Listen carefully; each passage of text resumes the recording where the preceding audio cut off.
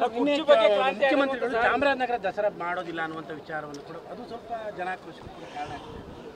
ಅವ್ರು ಯಾವ ಅರ್ಥದಲ್ಲಿ ಹೇಳಿದರೆ ದಸರಾಕ್ಕೆ ಒಂದು ಚಾರಿತ್ರಿಕ ಹಿನ್ನೆಲೆ ಇದೆ, ಒಂದು ಸಾಮಾಜಿಕ, ಸಾಂಸ್ಕೃತಿಕ, ಆಧ್ಯಾತ್ಮಿಕ ಅನೇಕ ವಿಷಯಗಳಿದ್ದಾವೆ ಅಲ್ಲಿ. ಅದನ್ನು ಡೈಲ್ಯೂಟ್ ಮಾಡಬೇಡಿ. ಈ ಹಳ್ಳಿಗೊಂದು ಊರಿಗೊಂದು ಮಾಡ್ಕೊಂಡು ಎಲ್ಲ ಜನರು ರಾಜ್ಯಾದ್ಯಂತ ಬಂದು ದಸರಾನ ಕೇಂದ್ರ ಸ್ಥಾನದಲ್ಲಿ ಆಚರಣೆ ಮಾಡಿ, ಅದು ಮೆಸೇಜು. ಅದನ್ನು ಬಿಟ್ಟರೆ ಬೇರೆ ಎಲ್ಲ್ಯಾಕೆ ಮಾಡ್ತೀರಿ ಇಲ್ಲಾಕೆ ಮಾಡ್ತಾರಲ್ಲ, ಅದರ ಪ್ರಾಮುಖ್ಯತೆನ ಡೈಲ್ಯೂಟ್ ಮಾಡಬೇಡಿ.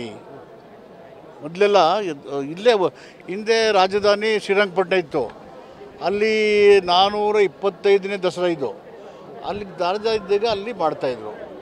ಈಗ ಮೈಸೂರಿಗೆ ಬಂದ ಮೇಲೆ ಇಲ್ಲಿ ನಡೀತಾ ಇದೆ, ಎಲ್ಲ ಕಡೆ ಇಲ್ಲೂ ಮಾಡಿ ಅಲ್ಲೂ ಮಾಡಿ, ನನಗೆ ಡೈಲ್ಯೂಟ್ ಮಾಡಬೇಡಿ ಅಂತ. ಬಿಜೆಪಿಯವರು ಸರ್ಕಾರವನ್ನು ಅಸ್ಥಿರ ಮಾಡುವಂತ ಪ್ರಯತ್ನಕ್ಕೆ ನಾವು ಕೈ ಹಾಕಿದಾರ, ತಮ್ಮ ಗಮನಕ್ಕೆ ಬರ್ತಾ ಇದೆಯಾ ಅದು ಅಂತ ಹೇಳಿ ಬಿಜೆಪಿಯವರಿಂದ? ಅವರು ಕಾಯ್ತಾ ಇರ್ತಾರೆ, ಆನೆ ನೋಡ್ತಾ ಇದೆ, ಅಲ್ಲಾಡ್ತಾ ಇದೆ, ಅದು ಬೀಳಲ್ಲ, ಅದು ಸಿಕ್ಕಲ್ಲ, ಇನ್ನೂ ಆಸೆ ನಡೀತಾ ಇದೆ. Okay, thank you.